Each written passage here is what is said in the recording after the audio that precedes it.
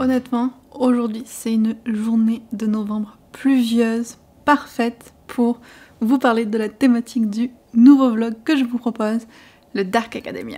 Si vous n'êtes pas familier ou familière avec le Dark Academia, c'est un sous-genre de littérature et une esthétique assez spécifique qui est apparu il y a quand même plusieurs années.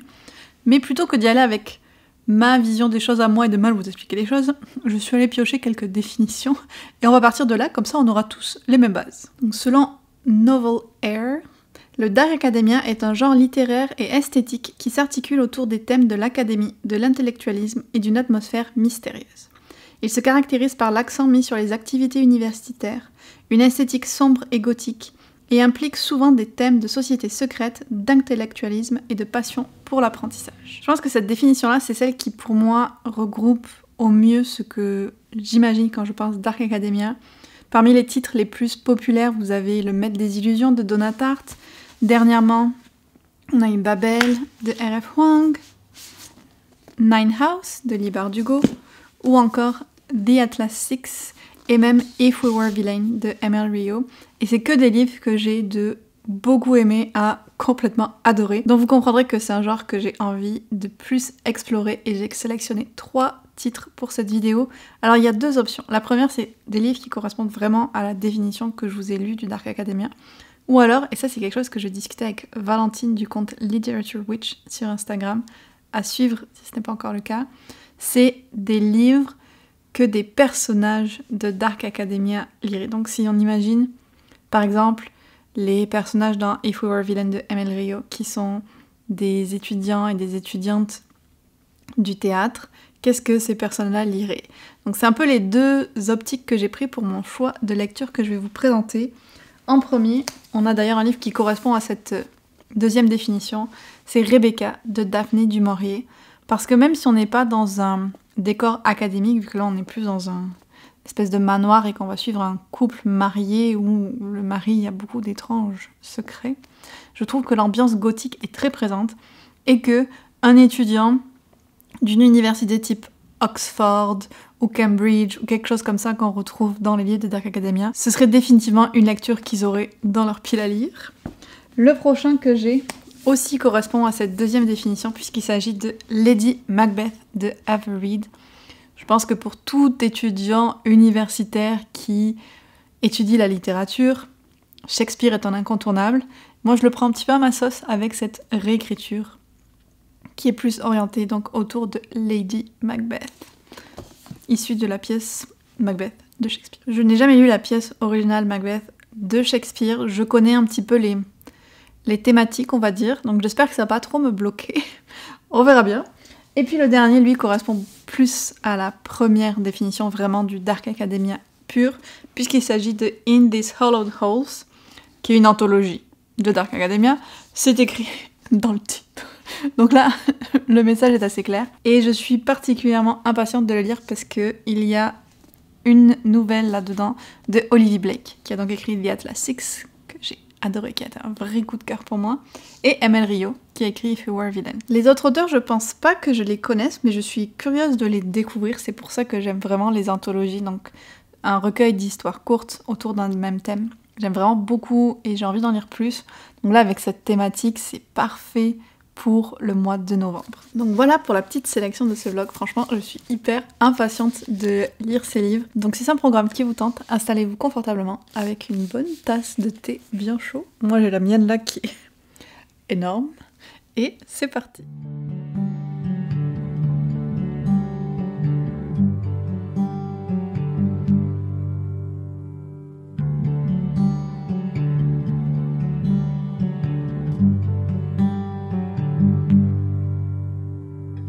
When the wild winds blow through the empty pathways of my mind, and the rivers flow like the world has told them not to stop, stand my ground, hear the sounds, take a breath and just let go. The leaves fall slower than they have ever done before. and the flowers bloom in the sunlight brightening up my room. Stand my ground, hear the sounds, take a breath and just let go. J'ai déjà lu 5 des 12 histoires de l'anthologie, donc je me suis dit que c'était un bon moment pour faire une update, surtout que la dernière m'a trop choquée, genre. J'ai pas les mots, je m'attendais pas à ça. Et c'est vraiment particulier ce qui se passe dans le livre et comme fin, et je suis trop choquée. Je suis trop choquée. On était vraiment dans le dark de Dark Academia pour le coup. De façon globale, j'aime vraiment cette lecture. Comme je vous disais, j'ai lu 5 des histoires. La première, j'ai vraiment trouvé que c'était celle qui correspondait le plus presque à l'ambiance Dark Academia et un peu au côté presque culte qui vient avec, donc soit d'une société secrète, soit le pouvoir qu'un professeur va avoir sur un groupe d'élèves, ou même l'école qui va un peu comme faire un lavage de cerveau aux élèves et tout. Donc je crois que la première histoire, elle allait bien dans ce sens-là, et je l'ai trouvée bien écrite, et que ça se tenait bien en quelques pages, vraiment. J'ai beaucoup aimé cette mise en bouche, on va dire, c'était vraiment l'exemple parfait pour commencer. La deuxième, c'était celle d'Olivia Blake, qui était donc un peu plus originale. On sentait moins peut-être l'aspect Dark Academia pur, dans le sens qu'on n'avait pas trop l'ambiance de l'école, même si ça se passait dans une école. Mais j'ai beaucoup aimé les réflexions qu'il y avait autour, la façon dont ça se déroule, parce que c'est moitié entrevue, moitié le personnage qui rapporte ce qui s'est passé. J'ai envie de dire que c'est dans le même univers que The Atlas Six, vu qu'il y avait les mêmes formes de magie, et j'ai beaucoup aimé aussi. La troisième et la quatrième, je vous dirais que c'est celle que j'ai le moins appréciée pour le moment. La troisième, je trouve qu'il n'y avait rien de super particulier, vraiment. La quatrième, il y avait des éléments intéressants quand même, mais ça m'a moins parlé. Il y avait un aspect surnaturel qui était bien amené et tout, et le côté plus peut-être mental et angoisse mentale qui était présent, donc ça c'était quand même pas mal. Et puis la cinquième, donc que je vous dis, qui m'a méga choquée. Je trouve que la fin arrivait un petit peu abruptement, genre tout le début et tout, c'était quand même assez lent. Je me dis mais comment elle va pouvoir finir son histoire sous le format d'une nouvelle? Et je pense maintenant que je l'ai fini que oui, en effet, la fin était vraiment trop rapide pour moi par rapport au build-up qu'il y avait eu au début, mais l'ambiance était vraiment là, vu qu'on est dans une école pour filles qui est un peu perdue au milieu de nulle part. Il y a eu des morts mystérieuses. Et c'était quand même très prenant comme ambiance. Et puis la fin, je suis extrêmement choquée, mais j'ai comme aimé d'être choquée comme ça. Donc même si c'était rapide, je la trouve vraiment très intéressante cette histoire, et j'ai aimé comment elle m'a fait me sentir, et j'ai aimé de me sentir déstabilisée et tout comme ça. Comme vous le voyez, je m'éclate vraiment avec cette anthologie, je suis trop contente de l'avoir enfin sortie de ma pile à lire. J'en ai lu 2 hier et 3 aujourd'hui, et franchement 3 d'affilée, je pense que c'est le maximum. Je vais essayer de les étaler un petit peu plus pour vraiment profiter de chaque histoire et de chaque ambiance à 100%. Donc je vais continuer à le lire tranquillement, peut-être 1 ou 2 histoires le soir, histoire de faire des cauchemars. Et je vais commencer en parallèle Rebecca ou Lady Macbeth, je suis pas encore 100% sûre.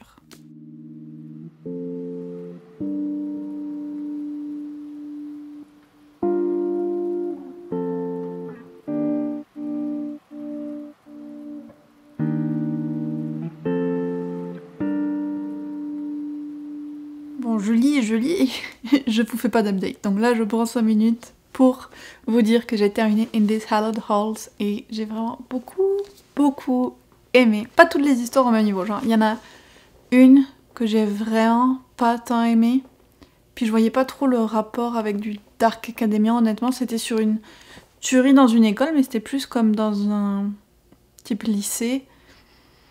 Je voyais pas ni la vibe, ni l'atmosphère, ni rien de trop Dark Academia. J'étais un peu comme, qu'est-ce que ça fait là, ça? Mais c'est la seule. Toutes les autres, j'ai soit bien aimé, soit adoré. Il y avait The Ravages qui m'a beaucoup plu, où c'était un peu comme une vengeance d'une femme envers sa conjointe qui l'a trompée, mais d'une manière très gothique. C'était intéressant. Un que j'avais préféré, bien sûr, c'était Weekend at Bernie's, qui était l'histoire courte de Emma Rio, et où là, ce que j'ai le plus apprécié, c'était vraiment l'ambiance dans laquelle on était dans une espèce de vieille maison, manoir. C'est quand même quelque chose qui ressortait dans plusieurs histoires, ce côté manoir. Je sais pas trop de quelle époque ce serait, mais vraiment les grandes bâtisses avec du bois, les fenêtres à carreaux et tout ça, là, on s'y sentait vraiment. Il y en avait un autre aussi que j'ai bien aimé parce qu'il abordait un côté un peu plus voyeuriste peut-être, et le fait que des fois l'incertitude et le fait de se poser des questions est plus attirant et stimulant que d'avoir une vraie réponse à la fin. Les deux derniers, j'ai peut-être un peu moins aimé quand même. Il y en a un qui était vraiment à la limite de l'horreur aussi.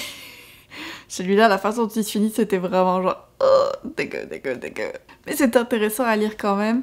Et puis l'avant-dernier, on était vraiment dans la vibe société secrète, tandis que le dernier, on était plus dans le côté sombre et obsessif, ce genre de choses-là. Et c'est vraiment ce que j'ai aimé au final de l'anthologie de façon globale, c'est que chaque histoire explore un peu une facette différente du Dark Academia. Certains, c'est beaucoup plus au niveau atmosphère, avec, comme je vous disais, les maisons, l'université ou l'académie qui est décrite. D'autres, c'est vraiment plus le côté obsessif, sombre, presque horrifique, ou même mentalement, les obsessions mentales des personnages. D'autres encore qui vont plus avec l'aspect société secrète. Le tout, j'ai trouvé vraiment très très chouette. Je sais vraiment pas si ça va être traduit parce que c'est pas forcément des auteurs tous hyper connus en français. Mais si vous lisez en anglais, très très bonne lecture. Si vous êtes fan de Dark Academia aussi, lisez ça.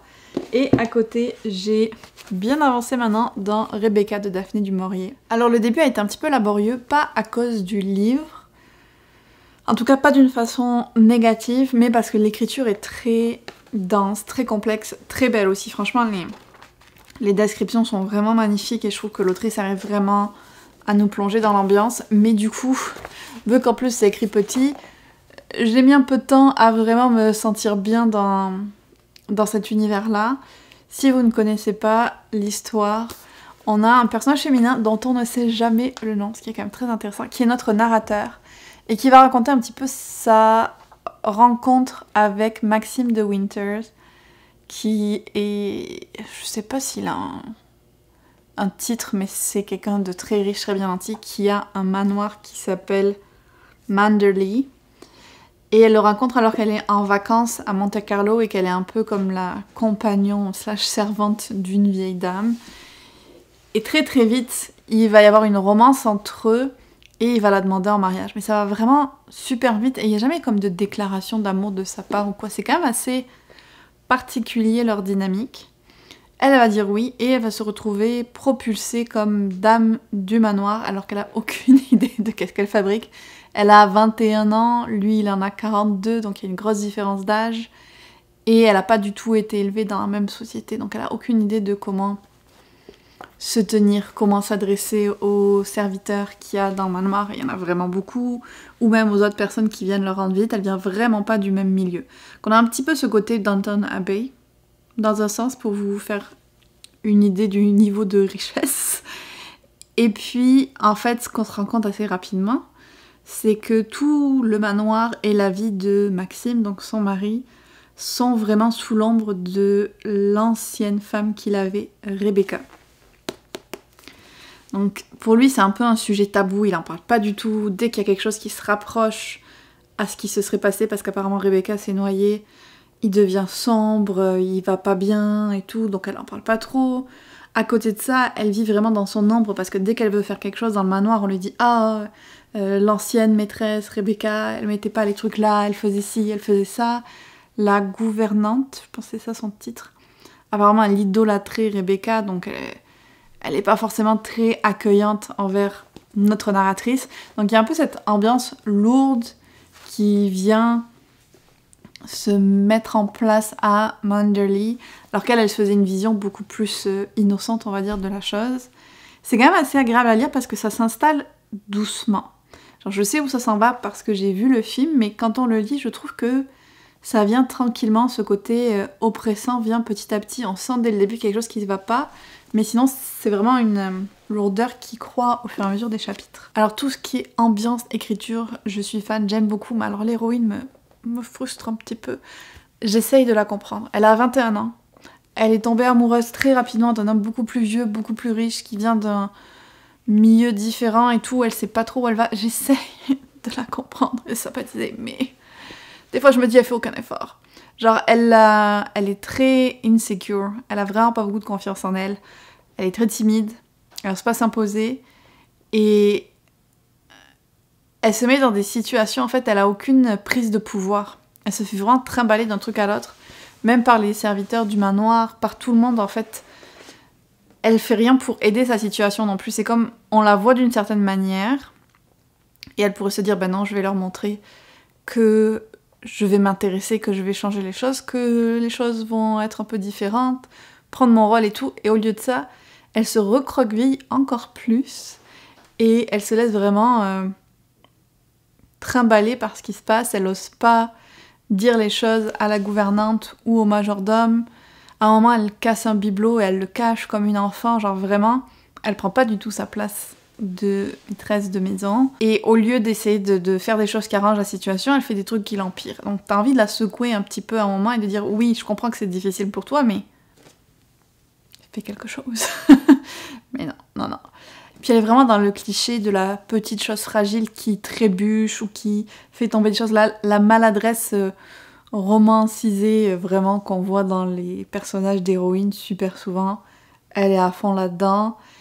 Et ce qui est intéressant, c'est que son personnage fait beaucoup de daydreaming, genre vraiment beaucoup. Dès les premiers chapitres, elle va partir dans des rêveries super loin qu'elle nous décrit vraiment en détail, genre ah oui, là j'aurais pu dire ça, et là il se serait passé ça, puis ça, genre elle va super loin. Et elle fait plein de choses comme ça, puis à un moment on se retrouve de nouveau dans la réalité qui se passe pas du tout comme elle le pensait.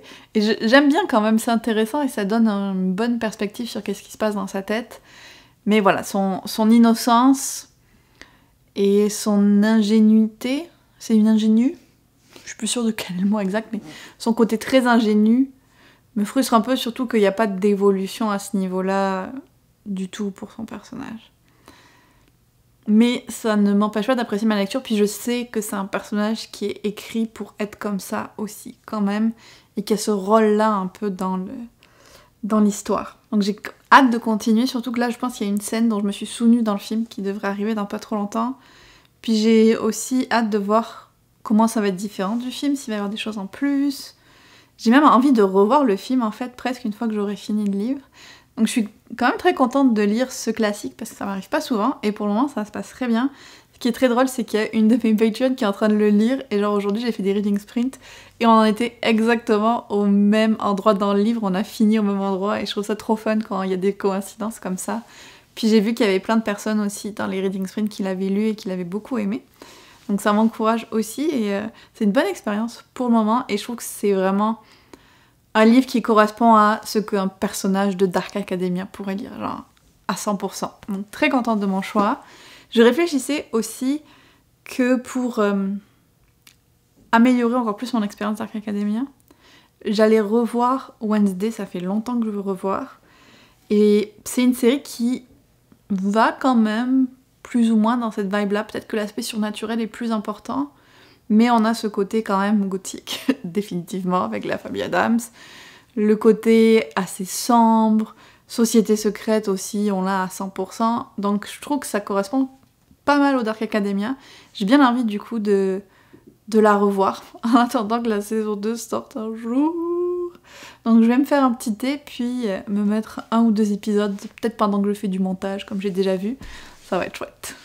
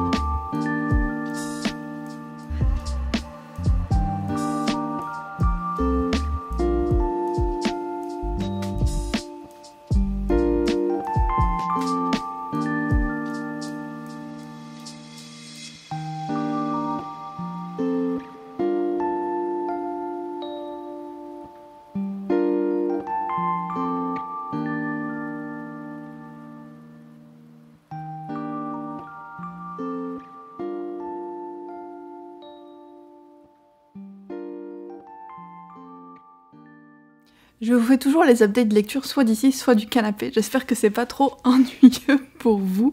J'ai pas trop bougé depuis la dernière update, ça a été un week-end vraiment lecture ou travail à la maison, ce qui fait du bien des fois aussi. Je pense que j'avais pas eu un week-end complètement à la maison depuis le début de l'automne peut-être.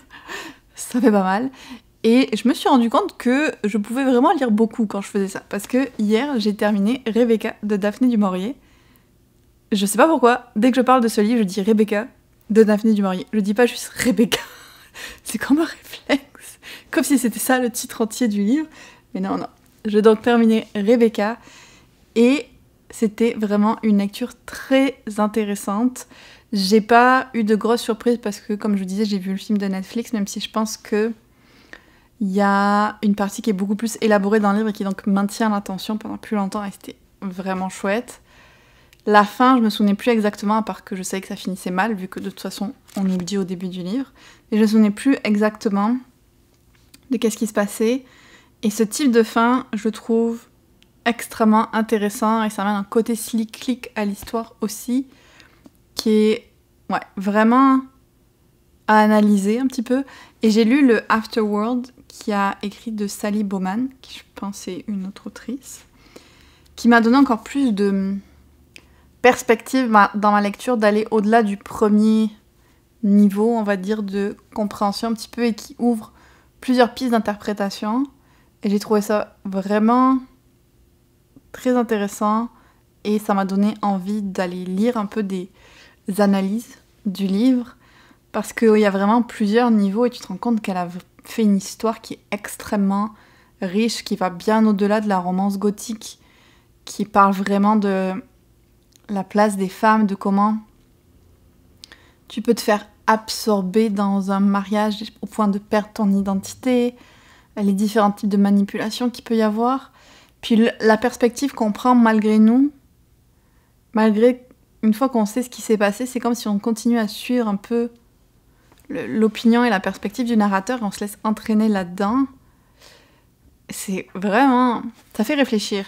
Tout comme le personnage de Rebecca, la manière dont elle est représentée change au fur et à mesure du livre. Au début, c'est très flou, c'est une présence pesante et omniprésente, mais qui en même temps était comme cette image de femme parfaite que tout le monde aimait, puis ça change beaucoup au fur et à mesure de la lecture.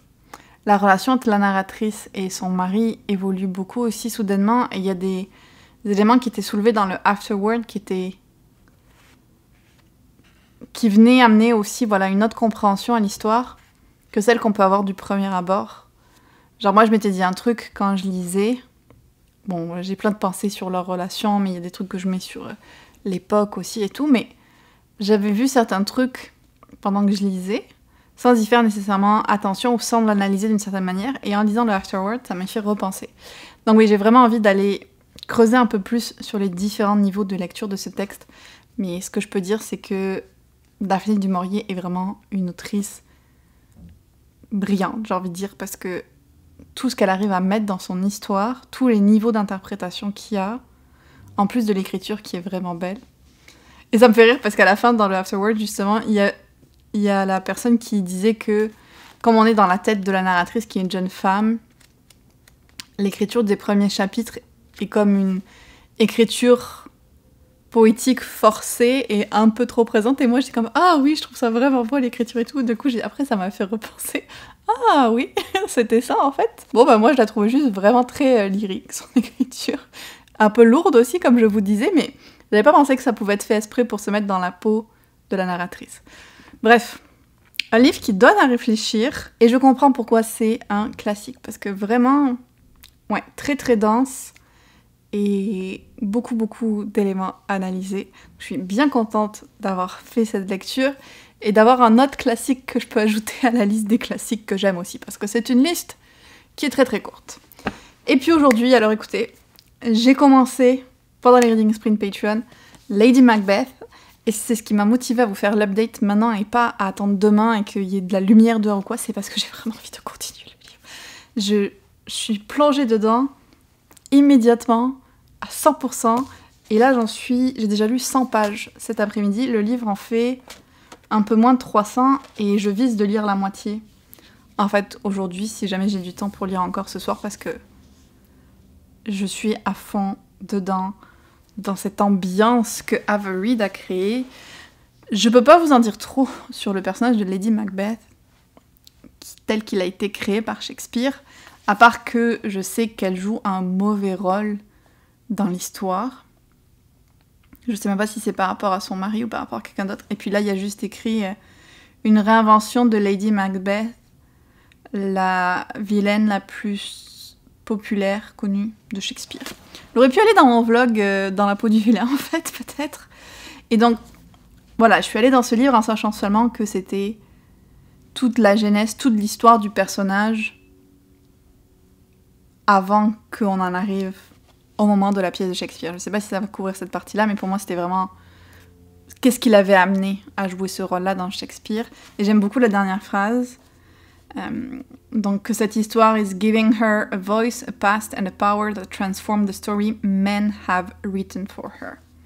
Et depuis le tout début du livre, on sent vraiment, peut-être un peu trop forcé, mais bon, que l'autrice veut montrer à quel point les femmes à cette époque étaient complètement contrôlées par les hommes. Tout ce qu'elle faisait était contrôlé par les hommes. Là, donc, Lady Macbeth Rossille a été mariée à Macbeth, alors qu'elle a 17 ans, ce qui est un âge, on va dire, commun pour l'époque. Ça aurait peut-être pu être encore pire. Donc, à 17 ans, elle se retrouve mariée à lui, elle a quitté son pays. Alors ça aussi, c'est très bien fait, genre les différentes régions impliquées avec les différentes langues et tout. Tu ressens vraiment le travail de recherche qui a été fait. Donc, elle a quitté un endroit qui était proche de la Loire pour aller se marier dans un coin de l'Écosse. Et là, j'utilise nos mots modernes parce que c'est d'autres mots qui sont utilisés. Genre, il y a un petit lexique au début même, genre Braise, Britain, Braisonneg, genre plein de mots pour désigner différentes parties de la Bretagne et tout ça, notamment. Et puis pareil pour l'Écosse. Mais bref, je me perds. Je vous disais donc qu'elle est allée se marier à ce gars-là avec sa servante et amie un petit peu quand même. Puis dès qu'elle arrive, elles sont séparées. Puis elle apprend qu'on a dit qu'on avait laissé aller sa servante parce qu'elle n'aurait pas besoin d'aller ici. Donc elle comprend qu'elle a été tuée. Je ne sais pas encore si ça va être vrai ou pas. Et pour éviter d'avoir une nuit de noces trop rapide, elle va donner 3 tâches à son mari, et c'est comme une espèce de tradition où il doit accomplir les 3 tâches avant de pouvoir consommer leur union. Et ça me fait vraiment penser à Peau d'âne, qui est un de mes contes préférés, où elle demande les 3 robes aussi pour gagner du temps pour le mariage que son père veut faire avec elle. Le contexte est un peu différent, mais ça m'y a fait penser aussi. Et ces tâches qu'elle demande vont entraîner différents éléments d'intrigue qui petit à petit vont nous amener, je pense, au point où Macbeth est roi, comme dans la pièce de Shakespeare. Et c'est très intéressant de voir comment elle perçoit le monde autour d'elle, et en particulier les personnages masculins, à savoir que depuis qu'elle est toute jeune, elle a un physique assez différent, une grande beauté, mais une beauté différente. Et il y a une rumeur qui a été propagée comme quoi si un homme croise son regard, il devient fou. Donc elle porte toujours un voile sous les yeux.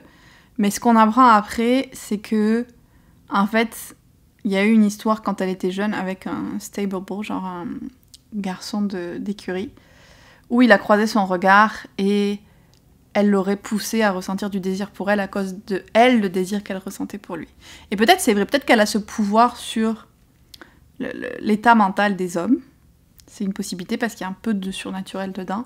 Mais je trouve que dans tous les cas, c'est vraiment une métaphore sur comment les hommes mettent le poids de leur désir incontrôlable sur les femmes. Genre, tu sais, c'est sa faute à elle si des hommes la désirent alors qu'elle a 13 ans. Et ça me rappelle un petit peu le même aspect qui était exploré dans A Study in Drowning aussi. Au-delà de ça, elle s'attend vraiment au pire à chaque fois avec son mari. Et ça aussi, je trouve que c'est intéressant parce qu'on ne sait pas si elle s'attend au pire de son mari dans le sens qu'il l'agresse sexuellement, physiquement, qu'il la traite vraiment mal à cause de comment elle a vécu à la cour de son père, et si elle a raison de penser ça, ou si elle lui prête des intentions que lui n'a pas forcément, même si c'est un peu un barbare bourru, on va dire. Pour le moment, il n'a rien fait dans le sens d'essayer de la forcer. Donc je trouve qu'il y a une certaine ambivalence de est-ce que c'est elle qui s'imagine qu'il pourrait faire ça, et en fait, lui, il est moins mauvais que elle le pense. En même temps, des fois, il a des gestes physiques un peu brusques envers elle. Donc tu dis au final peut-être qu'elle a raison, et j'aime le fait qu'on sache pas vraiment si sa perception est la bonne à cause du monde dans lequel elle vit, ou si c'est une perception qui est biaisée à cause de là où elle a grandi et comment les femmes étaient utilisées dans la cour où elle a grandi, et où elle pouvait se faire battre, où elle pouvait se faire agresser de plein de façons différentes, et elle en a été témoin elle-même plusieurs fois. Donc j'aime qu'il y ait cette ambivalence et qu'on sache pas. Et je pense que c'est un truc que Ava Reid fait bien, de nous laisser vraiment dans le doute sur beaucoup de choses. Plus, comme je vous disais, il y a un petit aspect surnaturel qui est quand même intéressant et qui rajoute à cette ambiance un petit peu sombre. On est quand même... je sais pas à quelle époque exactement, mais ça fait très moyenâgeux dans les descriptions. Et il y a vraiment un côté dans ce château sombre, on sait qu'il n'y a pas beaucoup de lumière, donc ça fait vraiment toute une ambiance que j'aime beaucoup, qui va parfaitement avec la saison. Et comme je vous dis, là, j'ai vraiment juste hâte de continuer. Et on sent déjà que son personnage a un côté un petit peu manipulateur, mais pour survivre principalement. Là, elle a mis certaines choses en place et tout, et c'est vraiment pour se protéger elle. Mais du coup, j'ai hâte de voir aussi comment ça va évoluer dans toutes les façons possibles que ça pourrait le faire.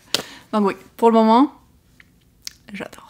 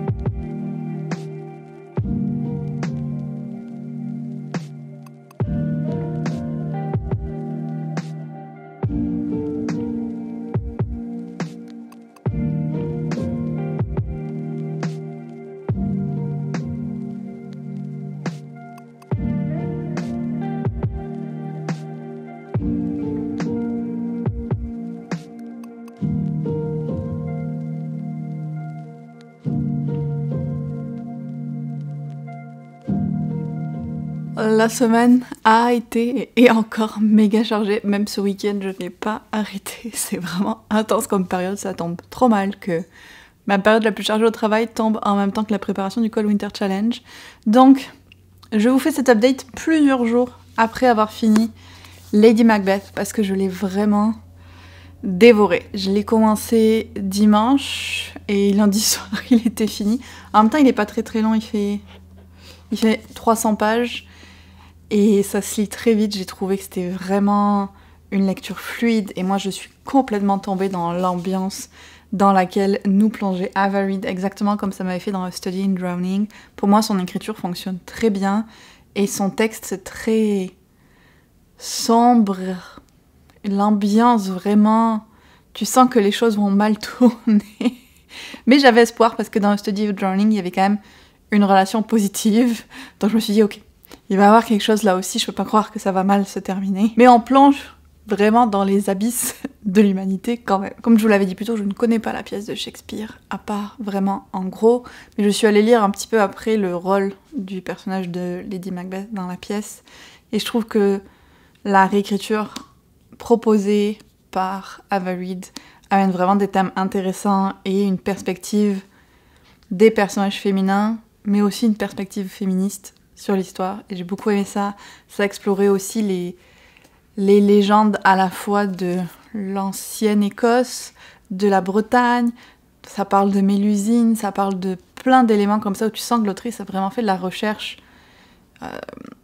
historique et folklorique. Et ça, j'aime beaucoup. Je trouve que ça permet encore plus de plonger dans l'ambiance. Il y avait des éléments vraiment difficiles, des éléments de violence, d'agression envers les femmes et tout. Donc à savoir quand même, quand vous lisez le livre, certains de mes espoirs que j'avais au début ont été complètement anéantis. C'était pas du tout la vibe du livre. Mais quand même, il y avait aussi des petits éléments positifs de la résilience du personnage féminin. On voit vraiment le cheminement qu'elle fait à travers les différents rôles qui lui sont imposés jusqu'à ce qu'elle trouve, elle, le rôle qu'elle veut avoir. Et franchement, c'était super chouette. Je suis pas loin du coup de cœur, j'ai vraiment beaucoup aimé ma lecture. Et donc ça veut dire que ce vlog était un succès total, parce que j'ai beaucoup aimé In These Hallowed Halls, j'ai pas mal apprécié Rebecca, et j'ai adoré celui-là. Le thème Dark Academia a donc très bien fonctionné pour moi. Comme j'ai l'impression de vous avoir moins montré d'activités et tout dans ce vlog, d'une part parce que j'étais très occupée, d'autre part parce que j'ai lu les livres quand même très vite, je me rattrape en vous proposant un petit unboxing. Alors, je sais à peu près tout ce qu'il y a dans tous les paquets, je pense, parce que c'est des services presse, mais ça va être fun quand même. Celui-là, oui, c'est Le sort qui nous lie de Geneviève Gornichek, qui avait écrit Cœur de sorcière, qu'on avait lu l'an dernier en lecture commune avec les Patreons en décembre. Et celui-là, je suis presque tentée de faire pareil parce que ça se passe en Norvège avec les Vikings. Ça a l'air vraiment très cool. Et en parlant de écriture féministe, justement, c'est ce qu'on avait aussi dans Cœur de sorcière. Donc là, j'ai vraiment hâte de voir à nouveau une réécriture inspirée de la mythologie nordique par cette autrice. Celui-là, il est très emballé. Et en même temps, tant mieux, parce que si vous voyez comment le facteur traite mes paquets de livres, je sais pas pourquoi, il ou elle insiste à tout prix. Je cherche mes ciseaux. Comme d'habitude, je les ai sortis exprès en plus. Je vais les laisser là-bas. Je disais, je sais pas pourquoi le facteur insiste à tout prix pour bourrer les paquets dans notre petit casier de boîte aux lettres. Genre, laisse un mot, j'irai le chercher à la poste, c'est pas grave. Et à la place, je dois me battre pour les sortir. Franchement, il y a un des colis, je vais vous le montrer, c'est catastrophique. Et celui-là, à chaque fois, je sais qu'il va me le bourrer dans la boîte aux lettres aussi. Il s'agit du dernier Becky Chambers qui me reste à lire après. Je ne sais pas ce que je vais faire de ma vie. La galaxie vue du sol, donc aussi le dernier tome de sa série Voyageurs. J'ai vraiment hâte. J'ai même pas lu le résumé parce que je savais que je voulais lire le livre de toute façon, donc je découvrirai au moment de la lecture, mais trop contente. Il est tellement beau en plus. Cette série, c'est une pépite totale. Le prochain, oh mon dieu, il pèse 3 tonnes. Waouh. Ah bah le pauvre, il a un petit peu... Oh, pardon. Vous voyez, j'avais oublié que j'avais demandé ça, mais je suis trop contente. Le pauvre, il a un petit peu souffert par contre dans les transports. Mais écoutez, c'est pas grave. Waouh. Oh mais merci Urban. Regardez ça. Klaus, la véritable histoire du Père Noël. C'est le graphique ou manga, je sais pas trop. Je pensais que c'était des plus petits formats. Oh là là, ça va, c'est très violent. Bon, je le savais que c'était violent et sombre. Voilà. Et ça m'intriguait depuis très longtemps, ces mangas-là, graphiques. Je dois dire que j'aimais vraiment beaucoup la couverture des petits formats. Je vous mettrai ça ici. Mais trop contente. Vous vous en doutez, je vais le lire pour le Cold Winter Challenge. Ça sera pas une surprise. Aujourd'hui, tout le monde connaît son nom, mais rares sont ceux qui savent qui il est vraiment ou comment tout a débuté. Ça a l'air trop bien. Je vous jure, il pèse 3 tonnes. Et franchement, merci à Urban parce que j'ai vu combien les frais de port leur avaient coûté. Et merci beaucoup de l'avoir envoyé jusqu'ici. Celui-là, en fait, je sais pas ce que c'est. C'est de Thor, mais il me semble pas leur avoir demandé quelque chose récemment. On va voir. Des fois, ils me font des petites surprises. Mais j'aime bien parce que c'est Thor.com et ils font des novellas. Non, c'est ça, j'avais pas demandé. Ou j'avais demandé. Je sais plus. En tout cas, je suis contente. Murder by Memory. Désolée, je regardais, je vous montrais pas. Et bah, je suis contente parce que je suis à peu près sûre qu'ils m'intéressaient. Je pense que des fois, je commente sur leur post et la personne qui s'en occupe m'envoie des livres aussi. Vraiment cool. Regardez. Ça a l'air... C'est un cozy mystery dans l'espace, je pense. Là. Becky Chambers rencontre Miss Marple dans cette... Miss Marple. Miss Marple. Dans cette science-fiction qui est une ode au cozy mystery. Helmed by Nonsense. Je sais pas trop comment je le traduirais, mais gouverné par l'absurde avec une tante détective. Formidable. Ça a l'air trop fun. Ça a l'air trop fun. Je l'ai peut-être pas demandé, mais je le voulais, donc very happy. Et alors, qu'est-ce qu'il nous reste? Il nous reste celui qui s'est fait dégommer dans ma boîte aux lettres.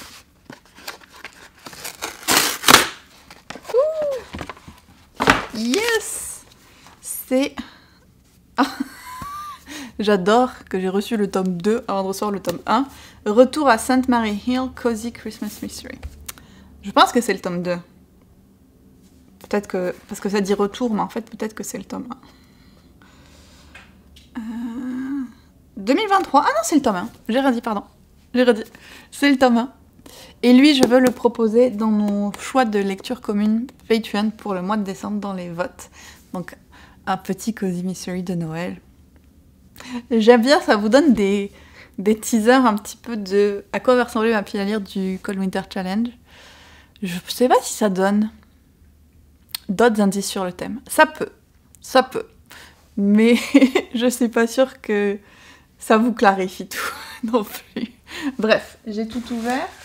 Je pense que oui, franchement, je suis contente parce que j'ai quand même eu quelques petites surprises. C'est trop cool. J'espère que mon vlog Dark Academia vous aura plu pour revenir sur le sujet, que c'était une thématique qui vous a intéressé et inspiré. N'hésitez pas à me dire si vous lisez ce genre-là, si vous avez lu certains des livres peut-être dont j'ai plus parlé au tout début de la vidéo, ceux qui ont été traduits en français peut-être vous parleront plus. Si vous avez envie de soutenir le travail que je fais sur cette chaîne, avoir accès à un Discord de discussion, nos lectures communes, des petits avantages pendant le Cold Winter Challenge et des vidéos exclusives, n'hésitez pas à rejoindre les Caphas sur Patreon. Et si vous êtes arrivé jusqu'au bout de la vidéo, on va y aller avec... Est-ce qu'il y a un emoji qui fait Dark Academia? J'en ai pas qui me vient en tête. On va y aller avec un emoji licorne. Ça vous paraît unrelated, mais la licorne est l'animal symbole de l'Écosse. Et je vous pointe le doigt, c'est pas là qu'on la voit, mais en tout cas, on parle de licorne dans le livre un petit peu. Donc on va y aller avec cet emoji-là. Et moi je vous dis à très bientôt dans une autre vidéo.